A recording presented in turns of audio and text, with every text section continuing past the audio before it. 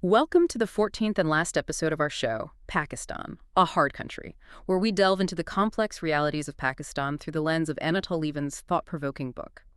For this final deep dive, we're pulling together the core threads from across the analysis you've provided, essentially synthesizing the book's overall insights into how this country works and, maybe crucially, why it endures despite, well, immense challenges. That's right. Lieven really paints this picture of Pakistan as simultaneously divided, disorganized, economically backward, corrupt, violent, unjust, often savagely oppressive. Yeah. And yet somehow it's also surprisingly tough and resilient as a state in an organized society. The big question your sources wrestle with, especially in those concluding sections, is just how it manages to keep moving. Exactly. And that's kind of our mission today, isn't it? To understand the fundamental forces Lieven identifies, these layered authorities, the deep-rooted social structures, the military's huge role, the economic facts on the ground, and figure out how they all interact to create this, well, unique, often paradoxical resilience you've been exploring. So let's try and unpack that. Okay. Well, a really crucial starting point is the complex landscape of authority and justice. Lieven describes Pakistan not as a typical state with, centralized power, but what he calls a negotiated state. A negotiated state, what does that mean exactly? Like, authority isn't absolute. Precisely. It's more like a blend. You've got state law, you've got religious law, often focused on Sharia, and then you have traditional community or customary law. And the sources show people kind of navigating between these different codes depending on their situation, sometimes even trying to get what they want through, multiple legal channels at once. Which must lead to tension, right? Maybe even violence. It can, yeah, because there's this widespread lack of trust in the formal state judicial system among ordinary Pakistanis. But at the same time, there's a real deep hunger for justice. And they often associate that justice more closely with the Islamic code. Ah, okay.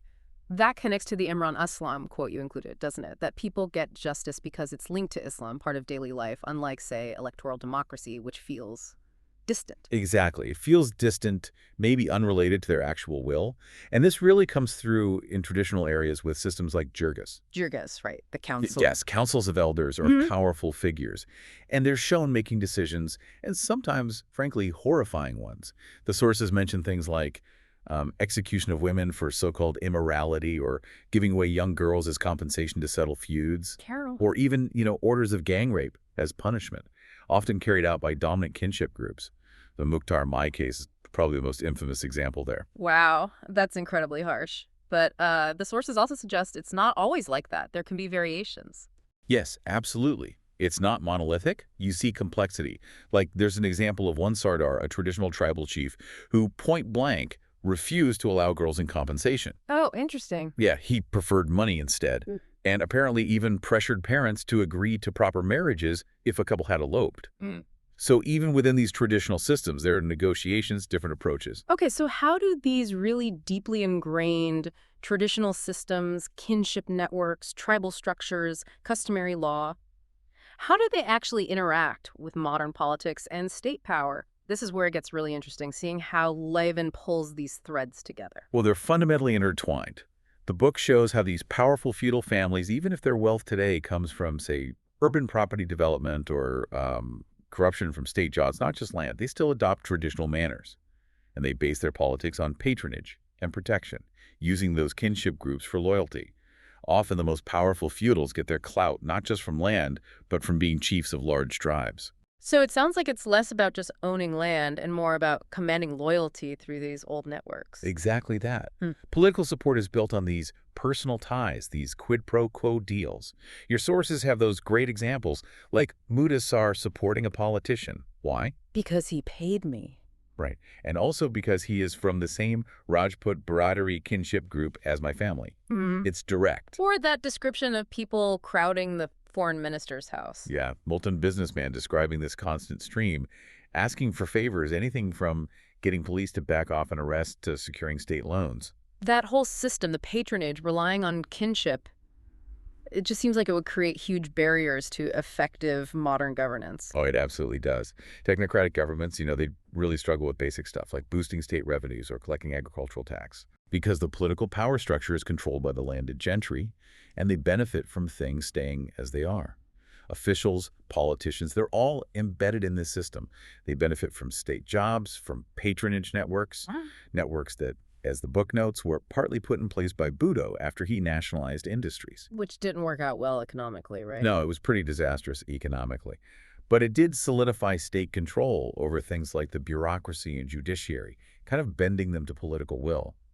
And meanwhile, the police, often poorly paid, sharing local attitudes, they're not reliable for mass repression, or even just consistent law enforcement sometimes. That paints a picture of state structures being constantly sort of undermined or shaped by these powerful traditional and patronage networks. So where does religion fit into this complex picture? Right, religion. Lieven gives it a lot of attention, and he makes an important distinction between Islamism and Sufism. Islamism, often linked to the Deobandi tradition, is tied to political movements, sometimes extremism. But a key argument in the book is that it actually presents relatively little danger of, genuinely overthrowing the state. Really? Why not? Well, unless that state is seriously destabilized first, maybe by external pressure, like from the U.S., for instance. Okay, but why isn't Islamism more popular right across the board then? The analysis suggests a few reasons. First, religious parties tend not to have huge support from the modern educated classes, business people, engineers, doctors, that crowd. They also haven't really come up with convincing new solutions to the country's big social and economic problems. Okay. But perhaps more importantly, they directly challenge those deeply embedded traditional power structures we were just talking about. Ah, the power based on property, patronage, kinship. Exactly. And critically, the influence of hereditary saints or peers. So the conflict with the peers is really key here. Yes. The Islamists are generally hostile to the hereditary saints and their shrines, and that puts them in direct opposition to a very powerful, very traditional source of loyalty and authority. Which brings us to Sufism and the cults around the shrines. The book argues these are actually powerful counterweights to Islamism. How so? They often inspire a sense of loyalty that kind of transcends the idea of the nation-state. And sometimes, maybe tragically, they encourage a degree of passivity, deference to superiors. Which connects to that quote you had from an intellectual suggesting it helps keep sin that way, maybe holding back progress? That's the really tragic tension the book identifies. These traditional religious forms like Sufism, alongside the kinship and patronage networks, they act as a kind of social glue. They prevent total collapse, they stop extremist revolution, but they also help maintain backwardness and hinder modernization. It's quite a paradox. It is, and the sources even mention the sort of syncretic nature of some shrines, like Sewan Sharif, with legends possibly coming from older Hindu river worship. It shows a deeper historical layering, too. It's clear these traditional structures are absolutely foundational. Now, you can't really talk about Pakistan without discussing the military. The book seems to portray them as maybe the ultimate guarantor of the state's resilience, but also deeply tangled up in how it all works. Absolutely. Lieven highlights the military's discipline, its relative efficiency, its solidarity. These are the reasons they can step in and take direct control, or maybe more often, dominate from behind the scenes. And they definitely leverage this power to get significant financial benefits. Like the land deals. Exactly. The land purchasing opportunities, justified as, compensation for the sacrifices of a frugal life, moving around all the time compared to civilians. The military is Pakistan's biggest single middle-class employer. The book sees it as arguably the greatest engine for social advancement in the country. And they recruit from specific areas. Historically, yeah, concentrated in certain post-war districts, though that's changing somewhat. But even within this disciplined force, there's friction, right? Especially about fighting the Afghan Taliban and their Pakistani allies after 2001. Definitely. There's that stark quote you shared from an officer. "We are being ordered to launch a Pakistani civil war for the sake of America.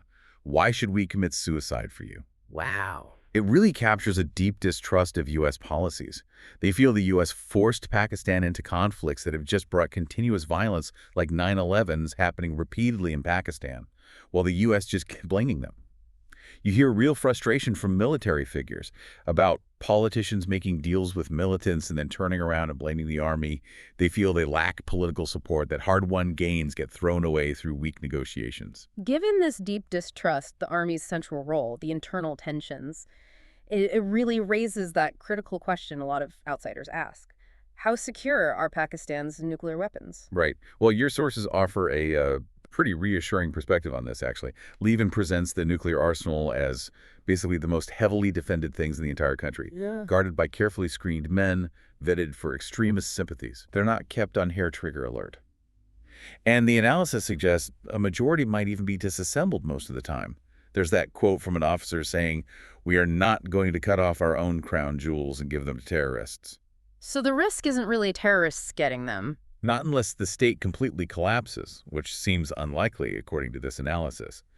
The book argues the greater danger is actually U.S. fears leading to some kind of preemptive strike, Ah. which, ironically, could be the very thing that causes state collapse and radicalizes the army. Moving from security to the economy, the book points to some fundamental, persistent problems there too. Yes, definitely. Particularly the state's failure to turn economic growth, when it happens, into actual budgetary security. And again, it kind of circles back to the political system, specifically that inability to tax agricultural income. Because the landed gentry controls politics. Pretty much, they won't allow it. So private investment struggles. Even big industries like textiles and Faisalabad, they rely on smaller suppliers who are completely dependent on the failing state electricity grid, which forces businesses into expensive self-reliance, getting their own generators, or just suffering constant power cuts, load shedding. Plus, you have businessmen getting state loans they're effectively allowed to default on, which just drains more resources. And woven into all of this, you have the ethnic dynamics. How does Lieven portray those? The book explores this idea that the official provincial boundaries can sometimes feel, well, less significant than deeper, older loyalties. Like what? Things based on tribe, kinship group, the Biradari, or even religious identity. Being a Sayyid, for example, often matters more than being Punjabi or Sindhi. Right, like the perception of Punjabi dominance, even though, as you said, military recruitment historically came from specific districts, not all of Punjab. Exactly. And Lieven notes there's a counter-narrative among some Punjabi elites. They feel they actually bend over backwards for other provinces, getting less than their fair share of jobs or funds, despite Punjab's population and revenue contribution. Interesting. And there's also this sense of Punjabi superiority, particularly from the north-central areas, a view of themselves as more dynamic than others, maybe except for the Mohajirs. That perception adds another layer of tension. And the Mohajirs in Karachi, your sources describe pretty intense ethnic conflicts there. Oh, yeah. The Mohajir Qawmi movement, the MQM, grew right out of that conflict.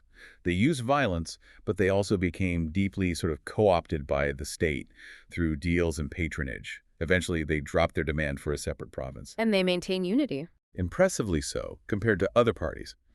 The book partly puts that down to Al-Kaf Hussein's almost cult-like personality, seen as this exalted version of the ordinary low-to-middle-class Mohajir.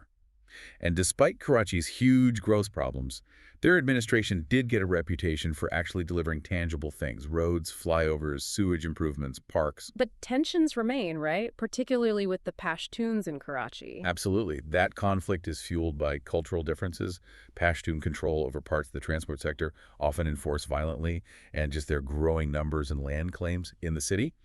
That got worse with the influx of Afghan refugees after the Soviet invasion, which also brought the heroin trade and more automatic weapons. And even the parties representing Pashtuns. Right, like the AMP and JUI, Yeah. they might have strong rhetoric, but they still engage in deal-making. It just shows how even seemingly anti-establishment groups get kind of integrated into Pakistan's negotiated political system. Then there's the Balochistan insurgency, another key ethnic conflict Lieven covers. It is, and it's rooted in historical grievances, disputes over resources, especially potential energy corridors, through the province and complex tribal dynamics. Bullock tribal leadership is described as very hereditary, hierarchical, unlike the more merit-based Pashtun system. The Bogdi feud is given as an example of how these deep tribal conflicts intersect with politics and fuel the insurgency. And honor killings. Yeah, highlighted as an extreme manifestation of this Bloc tribal obsession with female purity, even down to just suspicion. Lieven describes Balochistan, much like Pakistan itself really, as this kind of artificial creation, pulling together disparate elements. Historical bloc lands were even split by the border with Persia, the Durand Line. But beyond these internal dynamics, what about the role of information and external perceptions, especially through the media? Well, the Boon and TD channels is seen as a really significant shift. News becomes entertainment, basically. And the media does play a role in exposing wrongs, but its power to actually deliver justice is often limited to just causing public embarrassment. But a critical issue, the book points out, is the widespread belief in conspiracy theories about terrorism. Blaming who? Blaming groups like the Pakistani Taliban on foreign intelligence, India's RAW, or even factions within Pakistan's own ISI. Which must make it hard to build support for action. Incredibly difficult. How do you get public backing for decisive action against militant groups when a lot of people think they're secretly backed by India or someone else? And that feeds right back into that military frustration you mentioned earlier. Exactly. You hear it from military figures' frustration that politicians make deals or blame the army, and that public opinion is often swayed by these conspiracy theories. LT General Masood Aslam's view on fighting militants in Waziristan really highlights this. He argued, you have to be seen talking genuinely first before you strike hard. But negotiating from weakness is bad. Disastrous, he felt. You need public opinion on side. And among tribal Pashtuns, you have to respect Nang, their honor code, which is based on name, prestige. That means you must show you have the will and the power to use force. Use it early, use it hard, but do it discriminately. Okay. So pulling all these threads together now, the layered authority, the powerful patronage networks, the complex role of religion, the military's huge influence, the economic struggles, the ethnic tensions, the media landscape, what's the big picture Lieven leaves us with in the end? Well, if we connect this to the book's summary, the picture Lieven paints is of a country where, yes, formal state structures are weak, they're often captured by powerful elites or corrupt individuals. That Pathan proverb your sources mentioned, a bird belonging to the man who seizes it, talking about the law that sums it up perfectly. Yet, and this is the crucial part, it's precisely these traditional structures, kinship, patronage, tribal loyalty, certain religious expressions like Sufism, these provide a different kind of stability. They generate fierce loyalties that actually prevent total collapse, that stop extremist groups from just taking over. So the very things that seem to hold back modernization, that keep parts of the population in, well, backwardness and deference, they're also the things holding the country together. That's the core paradox Lieven identifies. Pakistan exists in this constant state of negotiation, doesn't it? Between all these competing forces and loyalties. You've got the weak state, the powerful tribe, the binding kinship group, the different interpretations of religion, the self-serving political parties, individual gain, and always significant external interests pushing and pulling. And those external pressures, especially the historical rivalry with India and the really complex relationship with the U.S., they're constantly shaping these internal dynamics, often in unpredictable ways. Absolutely. Pakistan's constant fear of being encircled by India, the worry India might use Afghanistan against it, that heavily influences its strategic choices, including, support for certain Afghan groups. This history just fosters a national security state mindset, relying heavily on the intelligence services and ultimately the army as the glue holding this fragile structure together. This deep dive, drawing from your sources on Anatol Lieven's Pakistan, a hard country, really gives us a much more nuanced view, doesn't it? It goes way beyond simple headlines.